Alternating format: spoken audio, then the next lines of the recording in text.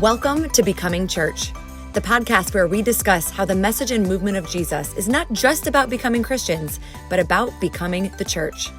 I'm your host, Kristin Young, and I'm so glad you are joining the conversation.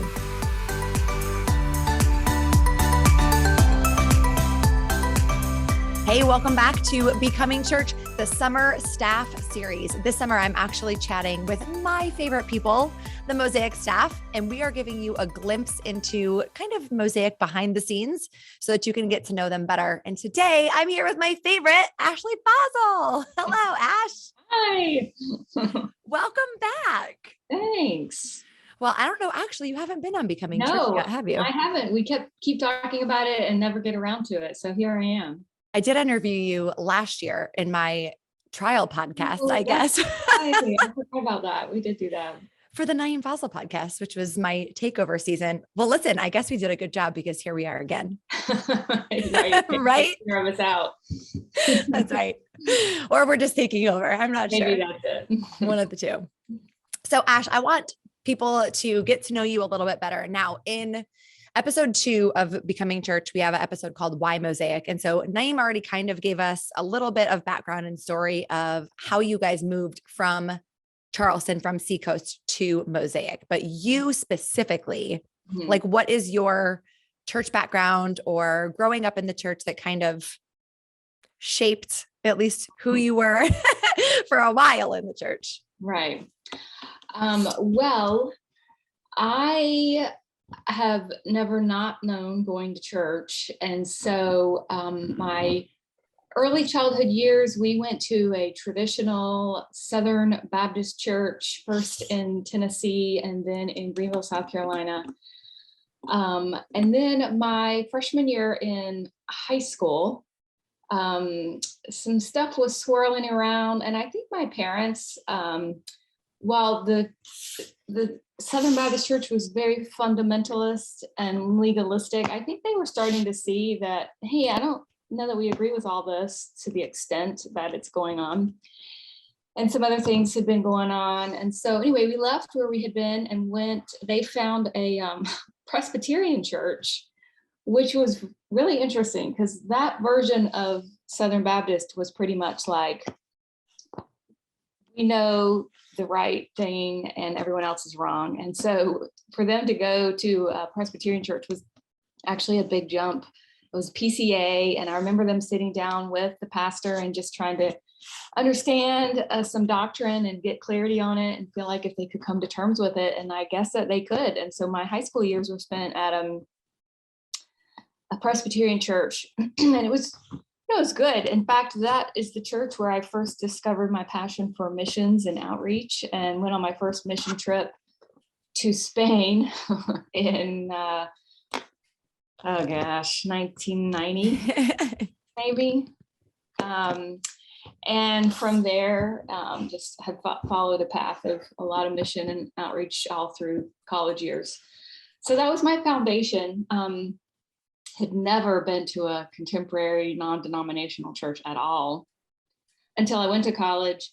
And in college, I had roommates from all over and from every type of religious and spiritual background. And so it was pretty cool, actually. It was great to be exposed to all that.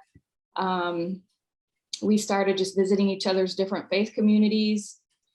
And then eventually found out about Seacoast Church. And I don't remember a lot, but I remember the first time I walked in there and it rocked my world in the best way ever.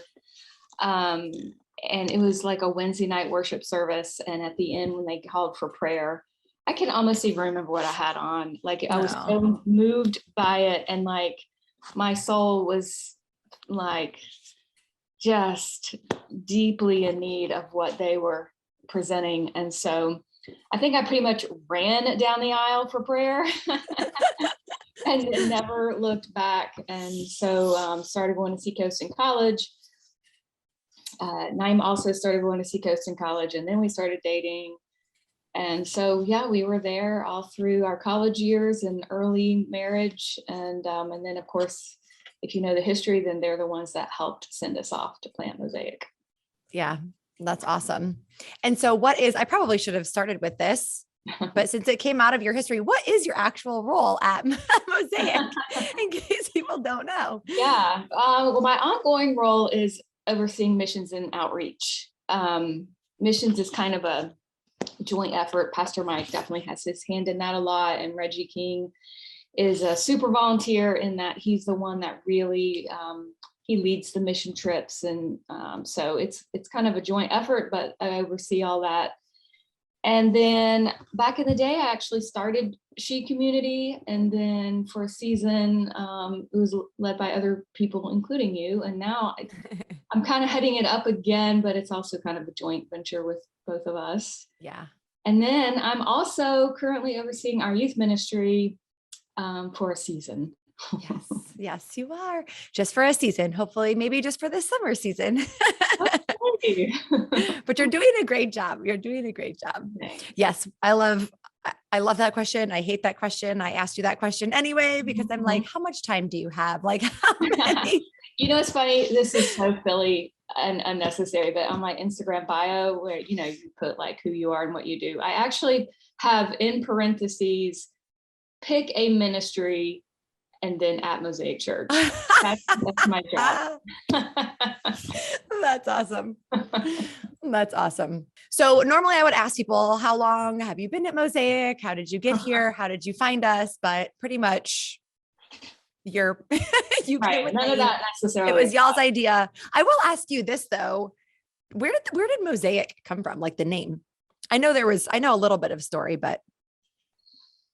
Yeah, I think it mostly came from Naeem having a conversation with Erwin McManus when he had called him way back in the day. We had met him at a conference years and years and years ago. And so when we were starting this process, I think Naeem had been, you know, in conversations with Pastor Erwin about it. And I think Erwin threw it out there and said, hey, you should call it Mosaic. That's kind of your heart, right? And so I believe it just kind of stuck. Yeah. Awesome. I can't imagine there being any better, knowing what I know about Mosaic, obviously, any better name for us. Yeah. If you could explain like the vibe of Mosaic in 10 words or less to somebody, maybe somebody's listening that's never been, what would you say? Yeah. Stumped ya. It's a very unique, very diverse, multicultural community of people just trying to figure it all out together. Yes, I think that's a good description. And what would you say your favorite thing about Mosaic is? And it can be Mosaic in general. It can be working at Mosaic, however you want to answer that. I mean, I feel like this is cliche, but it truly is. I mean, we really moved here to start a diverse community. And so I truly love how diverse it is in numerous ways. And I love that my kids, all they've ever known is Mosaic. And I love that my kids have been raised in a community, in a faith community that it is so diverse and where they feel not at all like an other. Yeah. And so, yeah, that's honestly my favorite thing is meeting people from all walks of life and viewpoints and backgrounds. I love it. What do you think people would be surprised to know about being in ministry or working for a church? Just pick one. I know.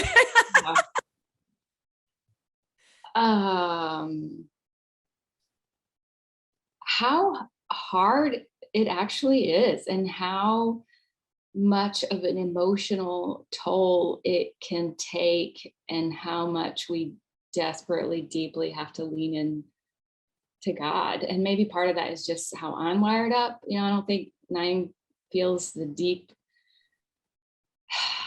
feelings I feel at times about all the things.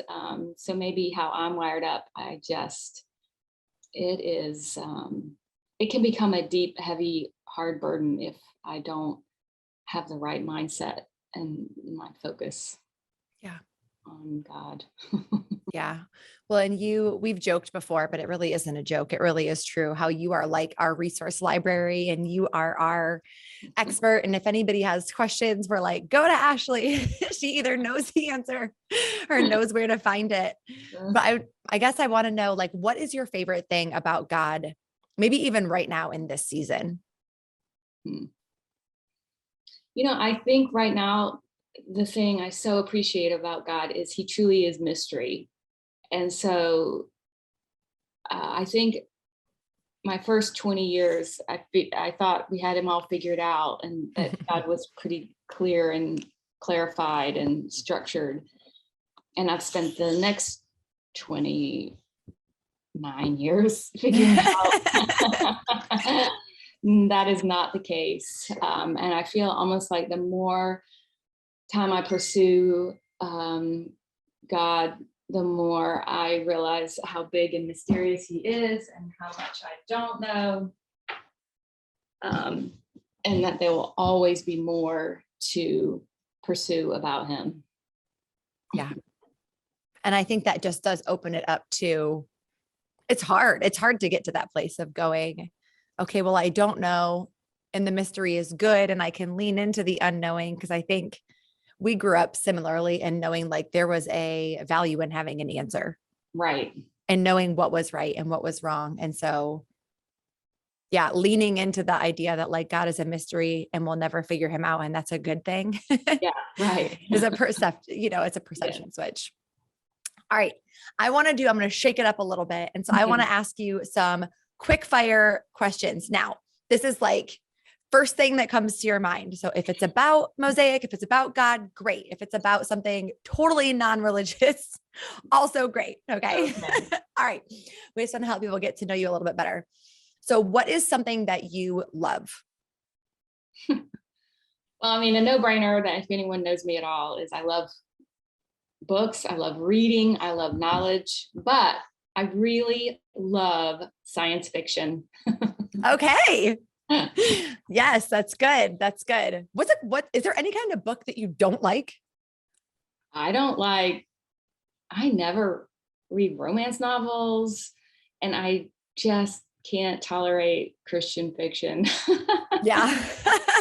So fair. Anyway. That's fair. That's fair. All right. Tell me something that you're scared of. Oh gosh. Well, there's just, I am scared that what I do in my life is not actually making a difference. Okay. I was like spiders, snakes. No, we're going full on. I should have also roller coasters. I'm scared of roller coasters. How about that also? Okay. Listen, that was not a wrong answer. I was just like, of course I should have expected from Ashley, like the big picture purpose, which I so appreciate your heart and your honesty. All right. So what's something that you can't stand? Cooking. Yes. Okay. I cannot stand it. And I've grown to hate it more and more over the years. Why do you think? I think I have a complicated relationship with food because I do have health issues. And then because my family decided one to be a vegetarian and one is only a meat eater, and then there's me. And so I'm like, people, I cannot even begin to accommodate all of this. You don't want to make 4 different meals. No. So I abandoned it. Actually, when COVID hit, I was like, I'm done.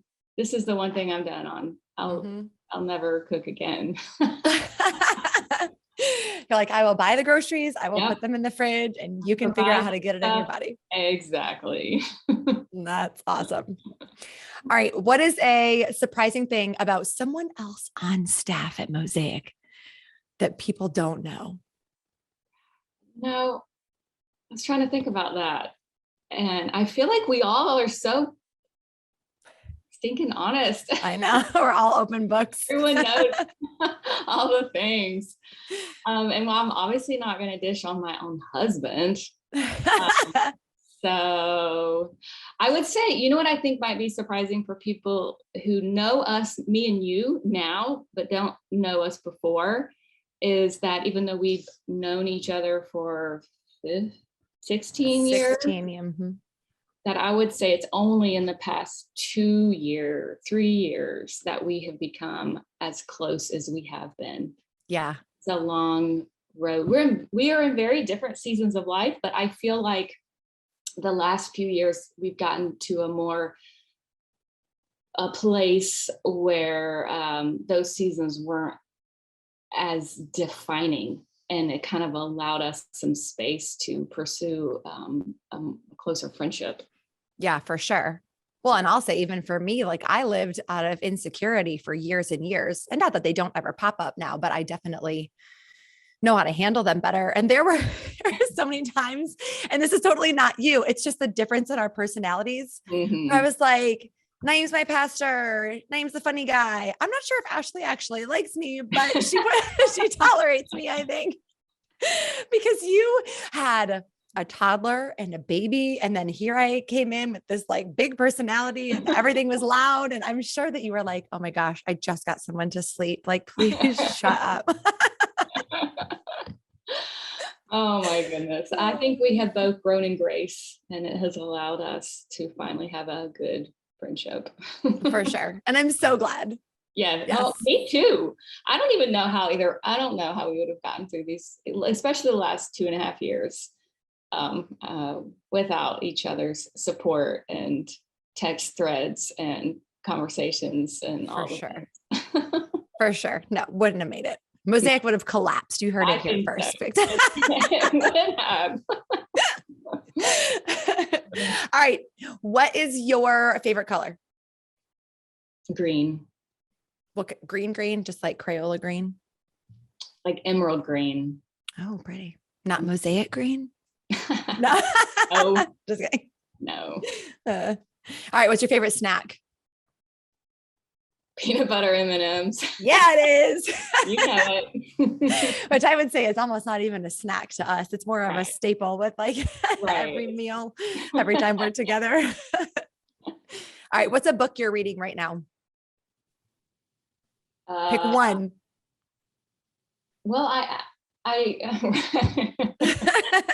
that's not fair. Okay. Well, just this morning I started one by Desmond Tutu and the Dalai Lama. I think it's called The Art of Joy, or something about joy. The Book of Joy, I think, maybe. The Book of Joy. Yeah. I started listening to it on Audible while I was working out. So nice. Yeah. All right. What say? I've read it. It's good. I actually use that as one of my resources in our With series when I taught on The Art of Joy. That's awesome.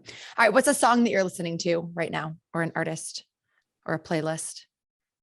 Oh, well, I'm lazy. I'm a lazy music listener. So I just go back and forth from like an 80s Spotify playlist to like a worship, Hillsong United worship playlist.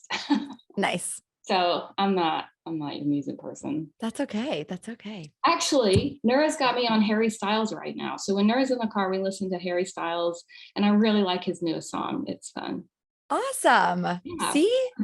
You're cool. You got new things. I'm not cool. My kids make me cool. Own it, Ash. Own it. All right. Who is the funniest person on staff?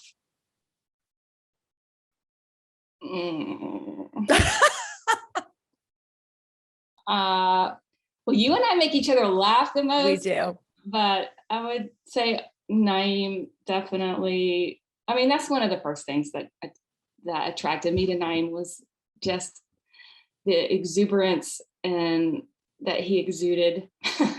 Yeah. Really. But he made me laugh. Yeah. And he still does all these years later. No, that's awesome. But I know we drive him crazy now as you and I snicker and make jokes in staff meetings.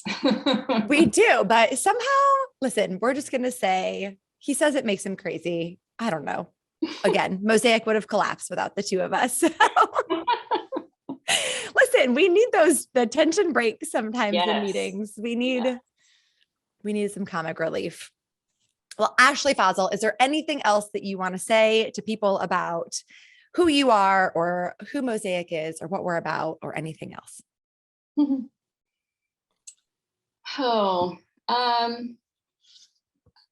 Yeah, I don't know. I think with me and with Mosaic, there's no hidden agenda. We are really who we say we are.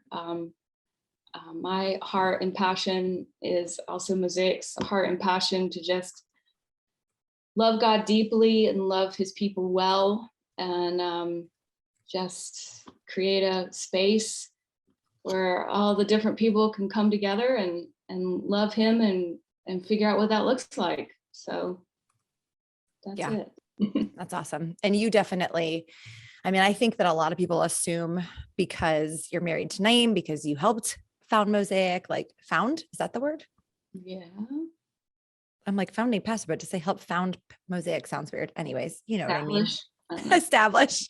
I think a lot of people might just assume that because you're married to him, you're, helped establish it, that of course, you have a hand in it. But I think that people probably truly don't know how much of the heart of Mosaic really is the heart of Ashley Fazal. And so I just thank you for that. Thank you for always being who you are and leading us.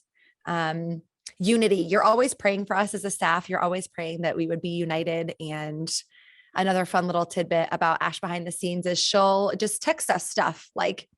We have a staff text thread, and it might be a prayer, it might be a scripture, it might be a book or a resource or an article or a podcast, but you're always encouraging us behind the scenes. And so just thank you for that.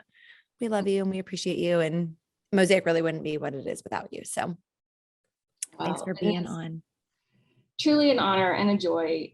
And I am so grateful. I think actually one of my favorite things about Mosaic these days is the staff, our friendship, our camaraderie.